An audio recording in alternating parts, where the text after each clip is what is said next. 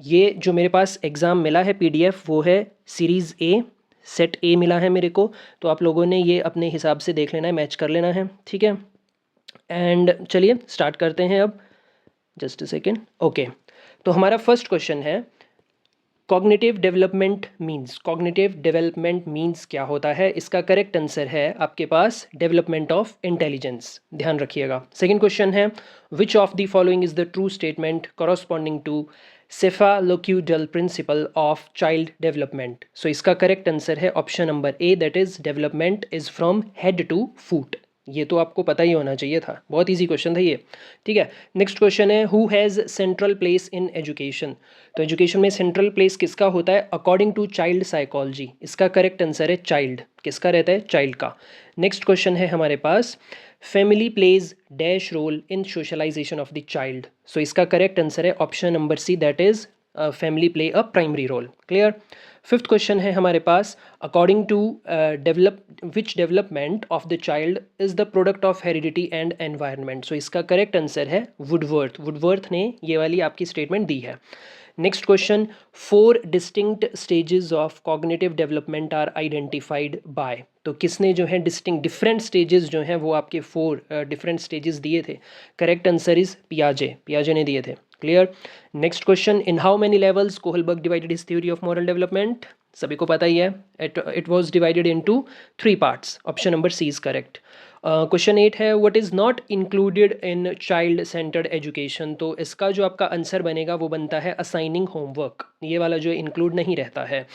Ninth question the lab schools advocated by John Dewey were examples of. ये थोड़ा सा out of context question है but not that much tough. So इसका जो correct answer है वो है progressive schools. Clear. Option number D was the correct. 10th question है intelligence related to monitor the feelings and emotions of self is referred to. किसे refer करी जाती हैं? So the correct answer is option number D, that is intrapersonal intelligence. Clear. The sound the फ च these are, ये क्या है? अरे सबको पता होता है, दीज आर फिनेम्स, ठीक है। ऑप्शन नंबर ए होना था इसका, बहुत आसान था गाइस। 12th क्वेश्चन है thinking is a mental activity in the dash aspect. किस एस्पेक्ट में आपकी थिंकल जो है वो thinking mental. Next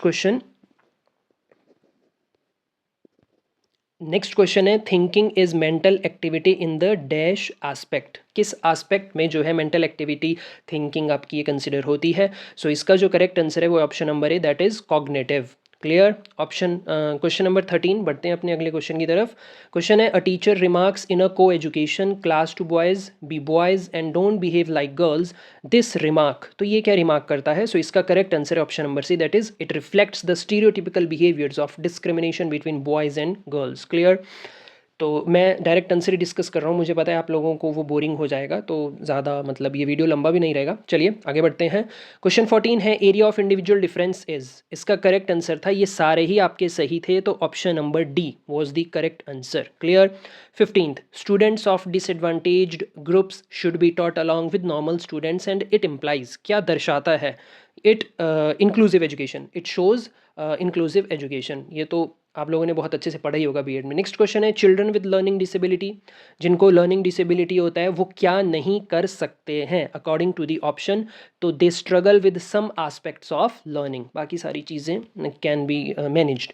next question which one of the following is not the characteristics of creativity. So इसका करेक्ट आंसर बनता है कंसिस्टेंसी। ये वाली चीज़ जो है कैरेक्टरिस्टिक ऑफ क्रिएटिविटी में नहीं आती है, आपकी क्रिएटिविटी में नहीं आती है। Next dash is not considered a sign of being gifted. Given 4 options में से कौन सा गिफ्टेड साइन नहीं कंसिडर होता? It is fighting with others, ठीक है। ये सबका अपना इंडिविजुअल रहता है। बहुत ईजी था, बहुत बहुत ज़्यादा, प्लीज़ डोंट से कि बहुत टफ था। 19th क्वेश्चन है according to dash I D. 19th question है according to dash id ego and super ego these are the 3 components of personality, ठीक है। बट किसने कहा था? So the correct answer is Freud. Sigmund Freud ने ये कहा था, ध्यान रखना है। बहुत ईजी क्वेश्चन था यार, क्या करते हो आप लोग। 20th क्वेश्चन है which one of the following is related to learning. कौन सी चीज़ लर्निंग से रिलेटेड है? सो इसका करेक्ट आंसर है option number B, that is change in behaviour. बढ़ते हैं अपने अगले क्वेश्चन की तरफ। The emotional aspect of behaviour falls in. किसमें आपका जो है ये इमोशनल एस्पेक्ट बिहेवियर का फॉल करता है? So the correct answer was option number B, that is affective domain of learning. Very good, ठीक है। Next question in a process of learning transfer of learning can be. 22. The second the correct answer is option number D, ये सारी positive negative zero, तो all of the above इसका होना था। Clear हो गया? In a process of learning transfer of learning can be it can be all of the above. Okay, motivation begins with needs exist in all of us. Okay, the need that students would tend to fulfill first pertains to 23rd, इसका correct answer था physiological option number B was the correct. Next question, Maslow's motivational theory is also known as, दूसरा नाम क्या है इसका? So theory of need. Okay, आगे बढ़ते हैं. A student's chronological age is 10 year, mental age is 12 year, then his intelligence quotient will be 25th. The correct answer 120. Clear? बढ़ते हैं अपने अगले क्वेश्चन की तरफ. When a test measure an individual's ability consistently and accurately, then that test is known as, क्या बोलते हैं उसको? So 26th का आपका correct answer reliable. Option number B was the correct. 27th, learning is dash. 27th का it is relatively permanent change. अगला question, a test where ambiguous pictures are shown to subject to create a story is.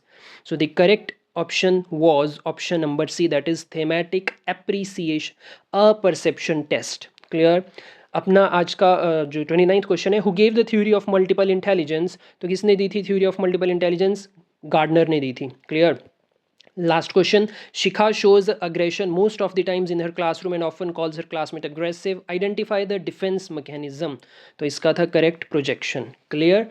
और अभी हम बाकी parts भी लेके आ रहे हैं. अभी के लिए हमने जो है साइकोलॉजी के आंसर की तैयार कर लिया, बाकी सब्जेक्ट्स को हम डिटेल में डिस्कस करेंगे. तो प्लीज़ आप चैनल पर नए हो, चैनल को सब्सक्राइब कर लो और मिलते हैं नेक्स्ट वीडियो में. टिल देन, जय हिंद.